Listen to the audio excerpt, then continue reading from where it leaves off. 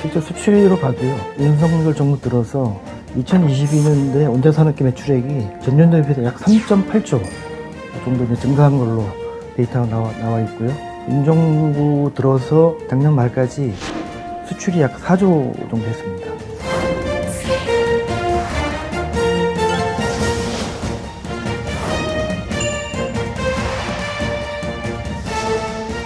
원전 산업이 계속 발전할 수 있도록 SMR을 포함한 원전 산업 지원 특별법을 제정하겠습니다. 합리적인 탄소 중립을 달성하기 위한 2050년 중장기 원전 로드맵을 금년 중으로 수립하고 마무리 짓겠습니다.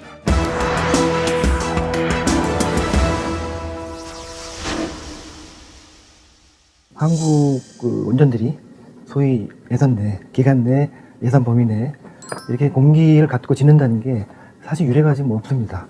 예를 들면 미국의 보글 3, 4억에 최근에 준공을 했지만 그 원전도 딜레이 됐었고 예산도 엄청 썼거든요. 우리 경쟁사인 EDF가 짓고 있는 프랑스의 프라몽길이라든지 핀란드의 올킬로트 원전들도 길게는 10여 년 이렇게 딜레이 되고 있고요. 예산도 두세 배 쓰고 있으니까 그런 면에서는 국내 어떤 원전 기술을 쫓아올 수 없다라고 지금 보고 있고요. 숨겨진 얘기를 하나 더 하면 한손이 굉장히 두코바니 지역에 협력 사업을 굉장히 열심히 했다. 이걸 말씀 안 드릴 수 없는데요. 체코가 아이스하키가 굉장히 유명하거든요. 두코바니 지역의 아이스하키 팀을 매년 지원하고 거기 가보시면 아이스하키 경기장 이름도 KCMP 아레나로 되어 있습니다. 한손이라는 이름이 딱 이제 나타나게 돼 있죠.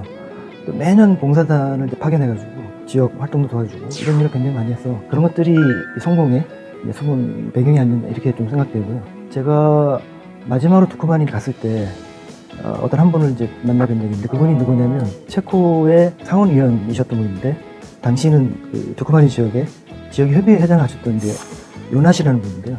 그분이 이제 자기 눈에 우리말로 하면 흙이 눈에 들어갈 때까지 한손이 수준하면 좋겠다 이런 말씀 하시더라고요. 그런 얘기를 들으면서 야, 이 지역에 확실히 한손이 수용성을 갖추는 데는 굉장히 노력을 많이 했구나 이런 걸 좀 느끼게 됐었거든요. 그런 것들이 굉장히 성공의 배경일 수밖에 없을 것 같고요.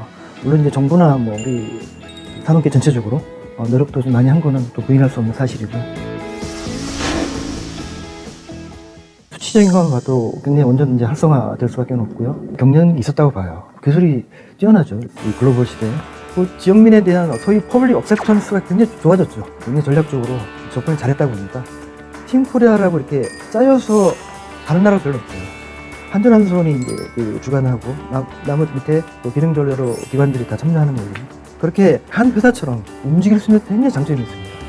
제가 UAE에서도 우리가 온스케이프 미든 버짓이 가능하게 만든 것도 저는 기본적으로 팀 코리아가 있었기 때문에 만약에 개별적으로 시공사대로 설계대로 제작도로 운영이 되면 그거를 컨트롤하기 쉽지 않아요. 근데 우리 팀 코리아 이 방식은 한전한손이 사업관리를 전체하거든요.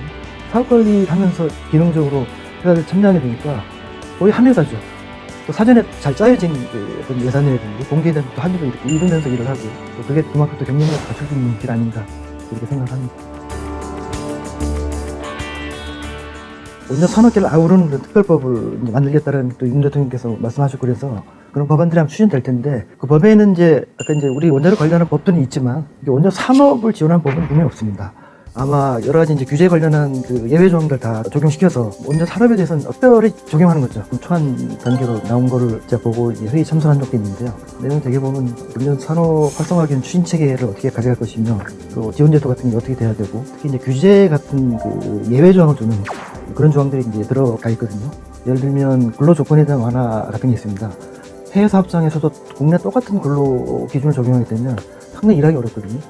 그런 것들을 좀 예외 조항을 두게 하면 그만큼 해외에서 사업할 때 유리하게 될 수밖에 없고요. 또 하나는 이제 금융 지원입니다.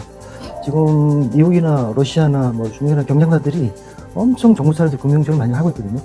근데 국내도 물론 수출입은행이나 이런 데서 많이 좀 열심히 하고 있지만 그런 데 법적으로 이제 지원자들 만들게 되면 그만큼 기업하는 우리 수출 사업자들도 혜택을 좀 받아서 활성화될 것이기 때문에 이 법을 그렇게 이제 만드는 게 중요할 것 같고요. 정책의 어떤 일관성 이런 것들을 강조 안 할 수밖에 없습니다. 이 수입국 입장에서도 수출국가의 어떤 원전 정책이 정권에 따라 왔다 갔다 하면 신뢰를 당연히 줄 수도 없고 누가 그물을 살려고 하겠습니까? 그래서 저는 그런 어떤 원전 정책 유지할 수 있는 그런 법안을 하나한테 만들어서 어떤 정부가 바뀌더라도 그래서 꾸준하게 이제 원전 정책도 유지하고 수출도 가능하게 하고 또 지원해주고 이런 법안이 꼭 필요하다라고 생각이 듭니다. 결국은 이제 우리 국내 기업이 얼마나 경쟁력을 갖출 수 있느냐거든요. 가격에 우리가 월등하게 또 그 경쟁력이 있고 기술은 이제 비슷하다고 보는데요. 그럼 그 외에 이제 뭐가 있어야 되냐? 저는 정부 차원의 이 지원이 이제 불가피하고 특별법이라든지 또 정부 차원의 다른 뭐 또 지원책이라든지 또 이번에 착후에서 또 다른 산업계 패키지로 좀 이렇게 또 제안도 됐었거든요.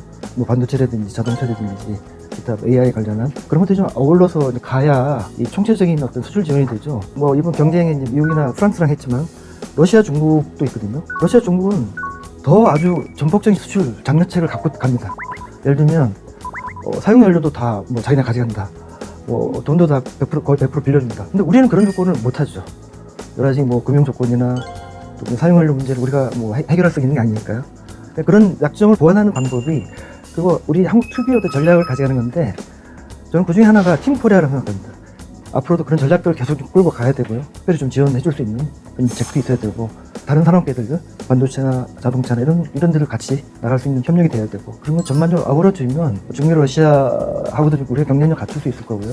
뭐 미국이나 프랑스도 거기는 이제 기술이 비슷해도 저희가 가격적으로 좀 유리하기 때문에 얼마든지 앞으로 시장에 대해서 뭐 10%든 20%든 가져갈 수 있는 또 윤석열 정부가 목표로 하는 2030년에 10개 수출 이런 것도 좀 가능하지 않을까 이렇게 조심스럽게 예측을 해봅니다.